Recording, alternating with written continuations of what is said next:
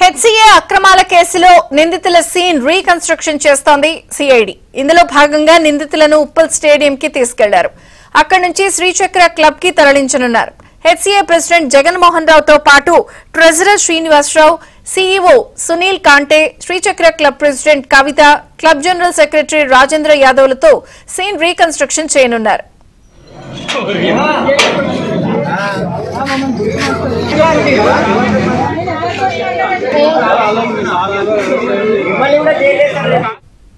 HCA అక్రమాల కేసులో నిందితుల సీన్ రీకన్స్ట్రక్షన్ చేస్తోంది సిఐడి. ఇందులో భాగంగా నిందితులను ఉప్పల్ స్టేడియం కి తీసుకెళ్లారు. అప్డేట్స్ ప్రవీణ్ అందిస్తారు. ప్రవీణ్,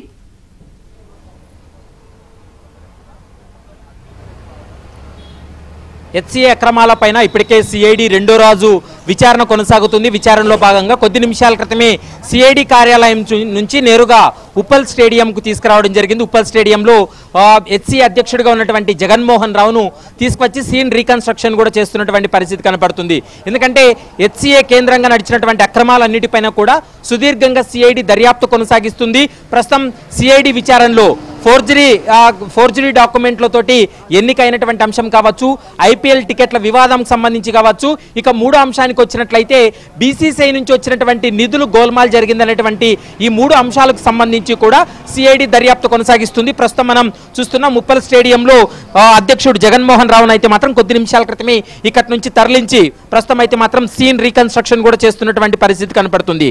మరోవైపు ఈ కేసులో 5 మంది నిందితుల్ని అరెస్టు చేశారు. 5 మంది నిందితుల్లో A1 నిందితుడిగా ఉన్నటువంటి జగన్మోహన్ రావు ఈ కేసులో కీలకమైనటువంటి వ్యక్తి. ఇతని పాత్ర చాలా కీలకంగా ఉందనేది ప్రస్తుతం సిఐడి కూడా గుర్తించినటువంటి పరిస్థితి కనపడుతుంది. దాదాపు 2 సంవత్సరాల వ్యవధిలోనే 170 కోట్ల రూపాయలు బీసీసీఐ నుంచి కూడా నిధులు రావడం జరిగింది. ఈ 170 కోట్లు కూడా అవినీతికి పాల్పడ్డారు. ఎక్కడా కూడా బీసీసీఐ నుంచి వచ్చినటువంటి నిధులకు ఎలాంటి వాటికి సంబంధించి ఆ అమౌంట్కి సంబంధించి కూడా ఎలాంటి క్లారిటీ లేదు. కాబట్టి అక్రమాలు జరిగాయనేది ప్రస్తుతం సిఐడి కూడా గుర్తించినటువంటి పరిస్థితి కనపడుతుంది. అందులో భాగంగానే ప్రస్తుతం సిఐడి దర్యాప్తు కొనసాగిస్తుంది. రెండో రోజు విచారణలో భాగంగా, కస్టడీ విచారణలో భాగంగా ప్రస్తుతం జగన్మోహన్ రావును అయితే మాత్రం మనం చూస్తున్నటువంటి ఉప్పల్ స్టేడియంలో ఉన్నటువంటి హెచ్సీఏ కార్యాలయానికి తీసుకురావడం జరిగింది. హెచ్సీఏ కార్యాలయంలో ప్రస్తుతం సిఐడి అధికారులు సోదాలు కూడా కొనసాగిస్తున్నటువంటి పరిస్థితి కనపడుతుంది. ఈ రెండు సంవత్సరాల కాలంలో జరిగినటువంటి ఆర్థిక పరమైనటువంటి లావాదేవీలు కావచ్చు, హెచ్సీఏకి వచ్చినటువంటి ఫండ్ కావచ్చు, ఐపీఎల్ నిర్వహణకు సంబంధించినటువంటి ఖర్చులు, ఇవన్నిటిపైన కూడా పూర్తి స్థాయిలో సిఐడి అధికారులు కూపిలాగుతున్నారనేది కూడా మనకు స్పష్టంగా అర్థమవుతుంది. ఇక ఈ హెచ్సీఏ కార్యాలయంలో ఇక్కడ సోదాలు ముగిసిన తర్వాత శ్రీచక్ర క్లబ్కు కూడా వెళ్ళేటువంటి అవకాశం ఉంటుంది.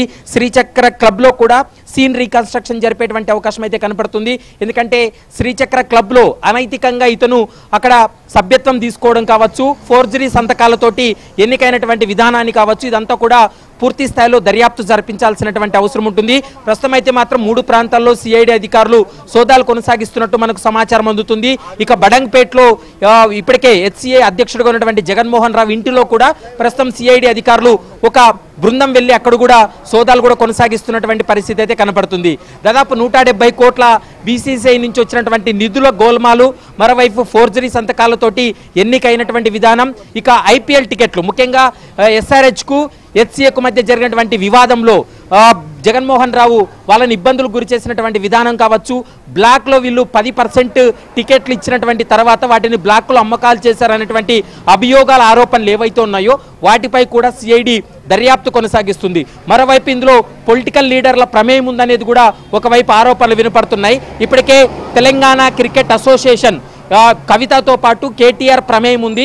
వాళ్ళ పాత్రకు సంబంధించి పూర్తి స్థాయిలో దర్యాప్తు జరిపించాలంటూ కూడా ఇటు సిఐడికి మరోవైపు ఈడీకి కూడా ఫిర్యాదు చేసినటువంటి నేపథ్యంలో ఈడీ కూడా ఒకవైపు దృష్టి పెట్టినటువంటి పరిస్థితి కూడా కనపడుతుంది.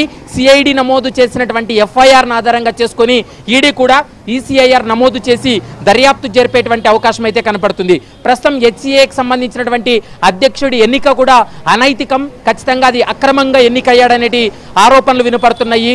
మరోవైపు ఫోర్జరీ సంతకాలకు సంబంధించి కూడా కొన్ని ఆధారాలు సేకరించడం జరిగింది. మరోవైపు నిధుల గోల్మాల్ వ్యవహారానికి సంబంధించి కూడా ఆడిట్లో సరిగ్గా లేదు ఆడిట్ అంతా సరిగ్గా చేయడం లేదనేటువంటి అంశాన్ని కూడా సిఐడి దర్యాప్తులో విజిలెన్స్ రిపోర్ట్లో కూడా అంశాలన్నీ కూడా పొందుపరిచారు. కాబట్టి విజిలెన్స్ ఇచ్చినటువంటి రిపోర్ట్ను ఆధారంగా చేసుకుని మరోసారి సిఐడి అధికారులు అయితే మాత్రం సోదాలు కొనసాగిస్తున్నారు.